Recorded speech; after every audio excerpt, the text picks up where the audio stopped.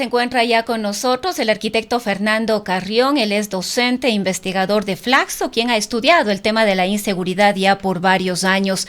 Arquitecto Carrión, muy buenas noches. Gracias por acompañarnos. Pues yo quisiera iniciar este diálogo con algunos análisis suyos respecto de qué es lo que está ocurriendo con el bloque de seguridad. Luego del proceso electoral concluida la primera vuelta, conociéndose ya los resultados electorales, el presidente Daniel Noboa decidió hacer algunos cambios en su gabinete. Hizo un cambio en el Ministerio del Interior. Mónica Palencia fue retirada del cargo. En su lugar ingresó Fausto Buenaño, quien estuvo muy poquitos días al frente del Ministerio del Interior y luego fue reemplazado por John Reinberg. Pero no hizo cambios en el Ministerio de Defensa. Giancarlo Lofredo sigue siendo el ministro. Actualmente enfrenta algunas situaciones complejas respecto de estas denuncias de contratos, al parecer o presuntamente en condiciones irregulares para la adquisición de equipamiento, cascos, chalecos, que además, según algunas filtraciones, no cumplirían los requisitos necesarios para que sean usados en condiciones efectivamente de seguridad. Se ha hablado también por parte del nuevo ministro del Interior de posibles cambios en la cúpula policial. Se ha pedido a los altos mandos de la policía el poner sus cargos a disposición. No se ha procedido todavía. Hay expectativa de qué es lo que pueda ocurrir, pero sería importante en medio de todo esto. ¿Qué nos puede comentar usted? Muy buenas noches, bienvenido.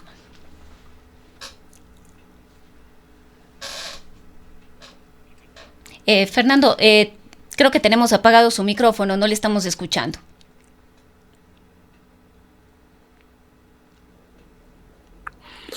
Ahí creo que estamos, ¿no? Ahí le escuchamos perfectamente, gracias. Buenas noches, un saludo cordial a ustedes y obviamente a toda la audiencia que tienen.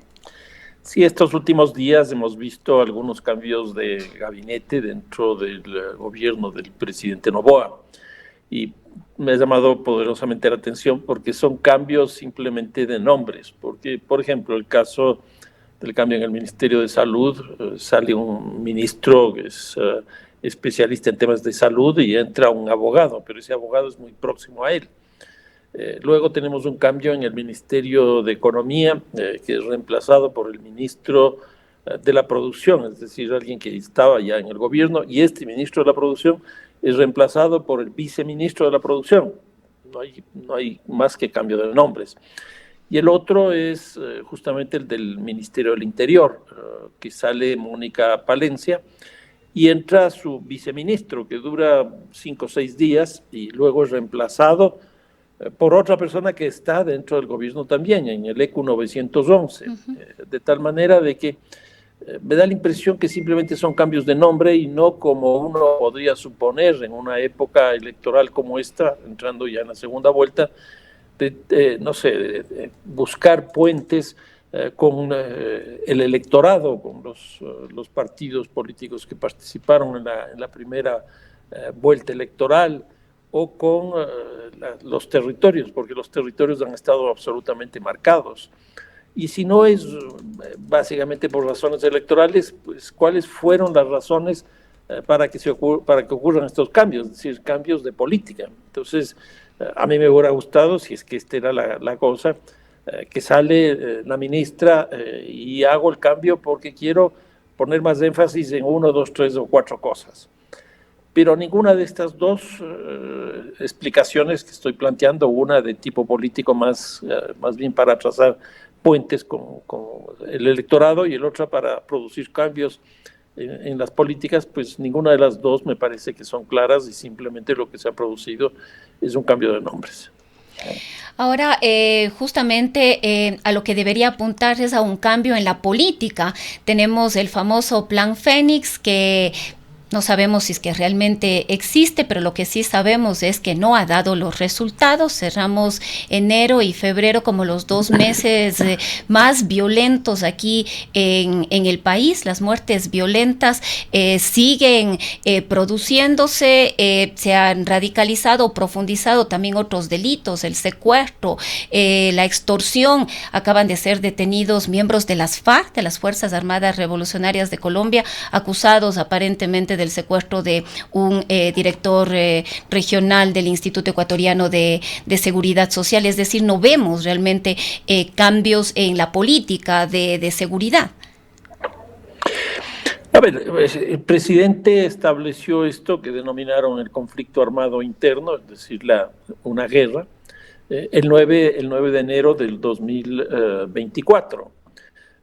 ¿Qué es lo que pasó con esto? Tuvimos alrededor de 2 meses y medio, 3 meses, es decir, de enero, febrero y marzo, una caída importante de la tasa de homicidios y del número de homicidios principalmente. Esto, a mi manera de ver, se debió principalmente, bueno, a la presencia de la policía y las Fuerzas Armadas, pero también a un repliegue táctico por parte de los grupos criminales que fueron definidos como terroristas, 22 de ellos. A partir del mes de marzo empezamos a ver un crecimiento nuevamente del número de homicidios por mes. Y en el mes de octubre se produce un cambio sustancial. Y aquí creo que hay quizás dos explicaciones importantes. Una, la crisis eléctrica creo que fue absolutamente determinante. Y la segunda es que hay una recomposición de las estructuras criminales porque muchas de ellas han sido golpeadas en sus cuadros directivos y esto ha conducido a que se produzcan fragmentaciones. Pero lo más importante es que ya no solo que siguen esos conflictos entre las estructuras criminales, entre los grupos irregulares, sino que desde estos grupos irregulares empieza a confrontarse con el Estado. Y eso me parece que es el cambio más importante. Y entonces lo que hemos visto es el asesinato de alcaldes, el asesinato de fiscales, el asesinato de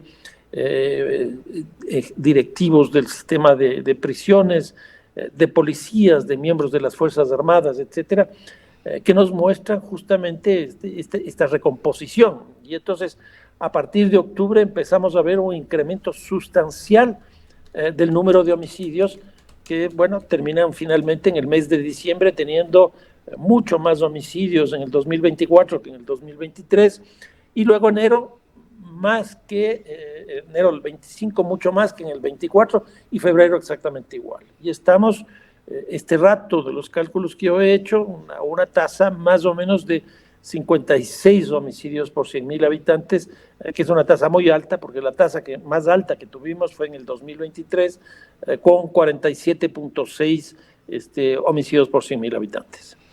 Ahora, arquitecto, estamos además en una coyuntura electoral en la que el tema del narcotráfico, de la narcodelincuencia no ha estado ajeno. Quisiera yo consultarle a usted si es que hay alguna base que nos lleve a pensar en que nuestro país o que en nuestro país podemos hablar de la narcopolítica. No han faltado las discusiones en estos días que si un grupo político tiene vínculos con el narcotráfico, que si el otro grupo político tiene vínculos con el narcotráfico, quienes tienen vínculos con estas organizaciones narcodelictivas aquí en el país. Se ha hablado de que durante el proceso electoral, en la primera vuelta, hubo cierta injerencia, que ciertos votos mayoritariamente de los cárceles, por ejemplo, se fueron hacia cierta organización política. Tanto es así que en todo esto ahora el gobierno nacional, a través de sus ministros, de Lofredo y de Reinberg, están pidiendo al Consejo Nacional Electoral que se prohíba el uso de celulares dentro de los recintos electorales. No, yo creo que la conducta, llamémoslo así, de los grupos criminales ha ido cambiando respecto de lo que ocurre con las campañas electorales. Si al principio básicamente lo que hacían era financiar las campañas electorales, y no me refiero en este caso solo en Ecuador, sino en general en América Latina, hoy día ya no solo que financian, sino que también ya tienden a participar de manera directa en los procesos electorales. Es decir, el narco tiene interés en poner alcaldes, en poner prefectos, en poner asambleístas. Sí, exactamente. Y eso mucho tiene que ver por el descrédito de la política. El descrédito de la política no solo está en la ciudadanía, también está en estas estructuras criminales. El descrédito de la política es absolutamente generalizado. Ahora, ¿qué es lo que hemos visto después de la primera vuelta?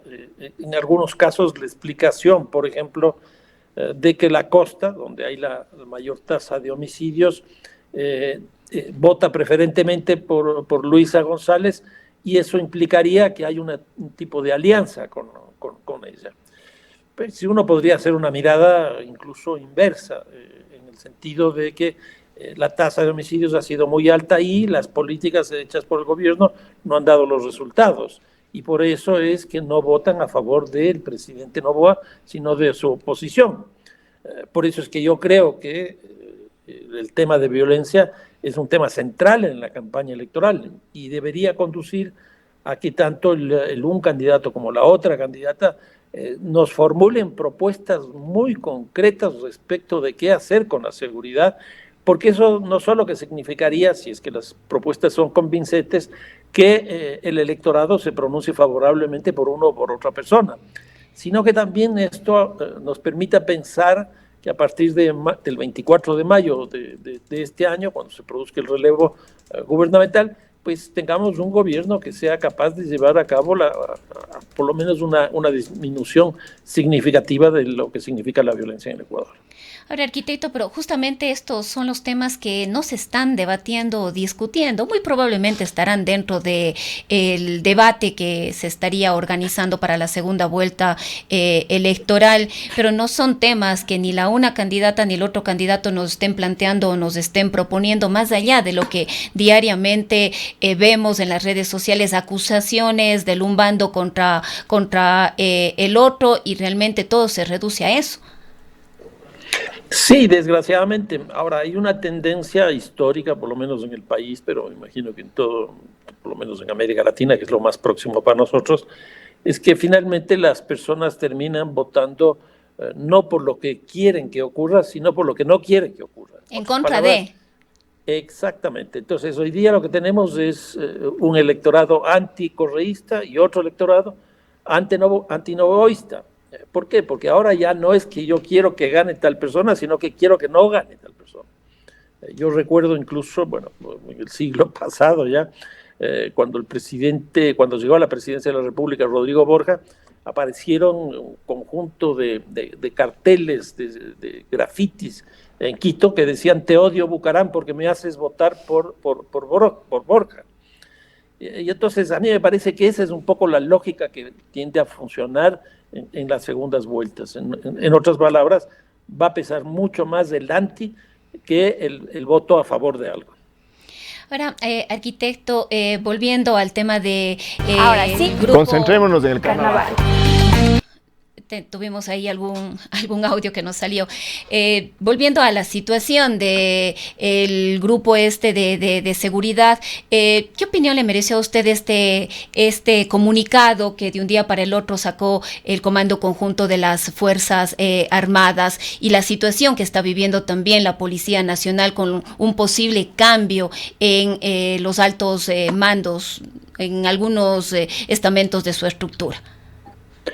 A mí no me ha gustado la posición del actual ministro del Interior respecto de la oficialidad mayor de la policía, de pedir la renuncia prácticamente de los generales, porque esa fue su primera acción y no nos ha explicado por qué. Lo que decía yo hace un momento: si uno hace un cambio de gobierno de ministro, es para que pase algo, pero no una cosa así de una incertidumbre tan grande, porque ya van varios días y sigue la pedida de la disponibilidad y no hay ninguna resolución al respecto.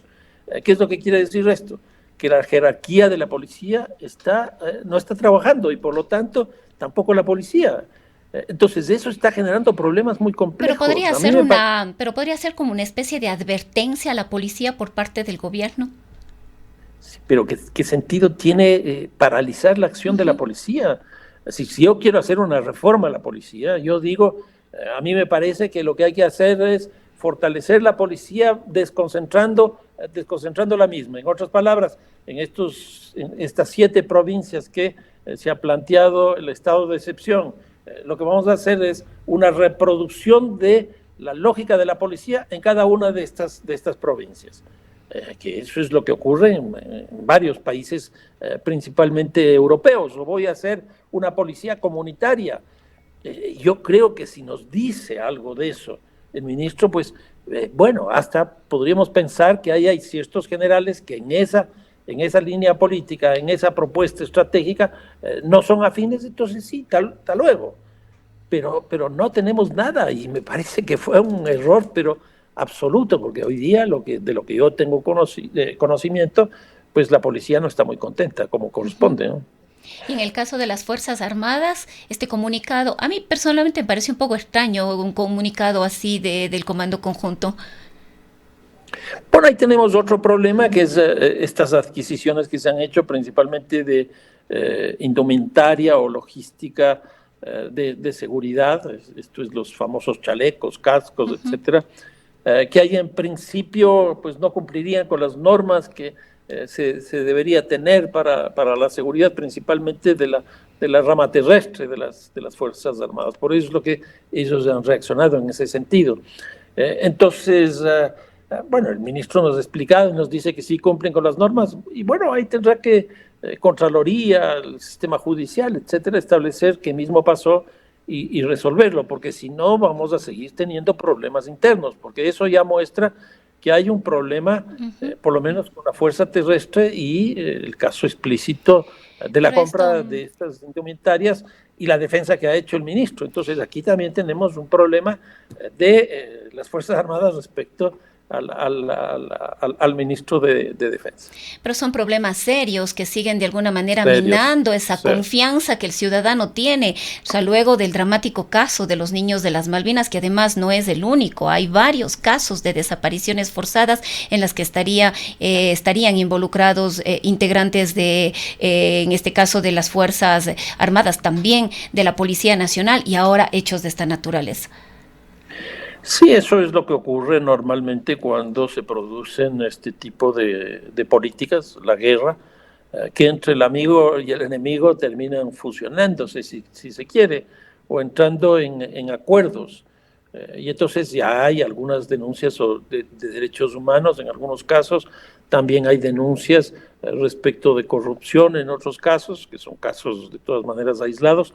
Pero una cosa que a mí sí me llama poderosamente la atención es que en las encuestas de opinión pública el Ecuador tenía dos instituciones tutelares, digamos así, una la Iglesia y otra las Fuerzas Armadas. Pero hoy día la legitimidad y la credibilidad en las Fuerzas Armadas está menguando, justamente porque le ha tocado enfrentar este tipo de cosas en situaciones bastante complejas, ¿no? Pero además que ha hecho muy poco el gobierno o las propias Fuerzas Armadas para reparar esto. No, y los resultados, como señalaba hace un rato, de las tasas de homicidio, del número de personas que ha fallecido por meses, nos está mostrando que la política no es lo más eficiente. Y esto, por ejemplo, de los muchachos de las Malvinas, me parece que es un problema complejo, porque las Fuerzas Armadas están formadas, tienen una logística, tienen una doctrina, etcétera, para otro tipo de situaciones. Ellos básicamente lo que tienen que hacer es defender la soberanía nacional, la integridad territorial, etcétera, y ahora les ponen a trabajar en las cárceles, adentro de las cárceles, les ponen a trabajar en las calles, y entonces no tienen toda esa formación. Entonces, cuando, por ejemplo, se produce este problema de tomarles presos a estos muchachos en las Malvinas, las Fuerzas Armadas no sabe qué hacer. Si hubiera sido la policía, sabía perfectamente que tenía dos opciones con esas personas tomadas presas, porque eran jóvenes, eran menores de 18 años, y entonces ellos tienen una legislación particular que las Fuerzas Armadas no la conocían, y entonces aquí viene un problema muy complejo que yo estoy viendo, no solo en el Ecuador, sino en general en América Latina, que hay un proceso de policialización de las Fuerzas Armadas, es decir, que las Fuerzas Armadas se hagan más en la línea de la policía, pero por otro lado también estamos viviendo un proceso de militarización de las policías, con lo cual estamos entrando en una crisis institucional bastante fuerte, tanto en la policía como en las Fuerzas Armadas. Otro tema, arquitecto, que nos plantean como una solución y que ha sido motivo, además de discusiones y debates también en la Asamblea Nacional, que aprobó una resolución, es el apoyo internacional, es la presencia de elementos de las fuerzas del orden extranjeros aquí en el país. Ya hay una experiencia en Galápagos, es más, la Fundación Charles Darwin ha puesto algunas quejas respecto de las actuaciones que podrían estar poniendo además en riesgo esa riqueza en flora y fauna que tenemos en esta maravilla que son las Islas Galápagos. La Asamblea Nacional ha dicho que no tiene por qué aprobó una resolución en definitiva que apoyaba la ministra, entiendo que está ahora recorriendo Uruguay, Argentina y algunos otros países, la ministra de Relaciones Interiores, Gabriela Sommer, buscando este apoyo internacional. Requerimos sin duda apoyo internacional. Ecuador solito difícilmente va a poder salir de un conflicto tan complejo y transnacional como es el del narcotráfico, pero ¿cuál debería ser el camino? ¿Es este el camino, pensar en nuevas bases extranjeras acá, o cómo debería ser esa relación con los otros países? A mí me parece que aquí hay principalmente un sentido político electoral. Primero se planteó esto de la posibilidad de hacer una reforma constitucional para que puedan construirse bases militares en el país. Pero los tiempos no les dio. La impresión que yo tuve desde el principio es que estuvieron apostando para que el referéndum se haga justamente el 13 de abril, en la segunda vuelta, para que coincida el uno con el otro y de esa manera ese plebiscito le favorezca al presidente, porque la principal víctima de la violencia es la ciudadanía, y la ciudadanía de alguna manera reacciona bajo el viejo principio popular del diente por diente, ojo por ojo. Y entonces uno sale a la calle, a los barrios, al territorio, conversa con la población y uno les pregunta, ¿y qué se debe hacer? Pues traigan más policía, traigan más fuerzas armadas. Y entonces, como no les funcionó esto de la reforma constitucional, se fueron más bien por la posibilidad de que puedan haber fuerzas armadas del exterior, y aquí, según el pronunciamiento de la propia Corte Constitucional, no había necesidad de ninguna reforma legal o constitucional. Tan es así que la Asamblea simplemente se pronunció. Y entonces aquí yo lo que creo es que lo que quisieron en términos de política electoral es sumar apoyo a una tesis de este tipo. Ahora, yo creo que eso también forma parte de la crisis que están viviendo las Fuerzas Armadas y la policía, porque eso a la larga lo que nos quiere decir es que ni las Fuerzas Armadas sumada con la policía pues están pudiendo confrontar con estas estructuras criminales. Entonces se necesita ayuda de afuera. Y aquí viene una cosa muy interesante. Conversando también con la gente, todos dicen que sí, que vengan. Incluso ahí, haciendo una especie de broma, yo diría, si es que vienen desde Marte, marcianos, o qué sé yo, de cualquier galaxia, pues son bienvenidos. ¿Por qué? Porque lo que necesitamos es que nos quiten este tema de violencia. Ahora, en el fondo, yo lo que veo es que más que cooperación, lo que habría que hacer es una propuesta de integración. Bien, arquitecto Carrión, queremos agradecerle por habernos acompañado esta noche. No, muchísimas gracias a ustedes. Un saludo cordial. Ha sido el arquitecto Fernando Carrión, él es docente e investigador de Flaxo. Son las 19:55.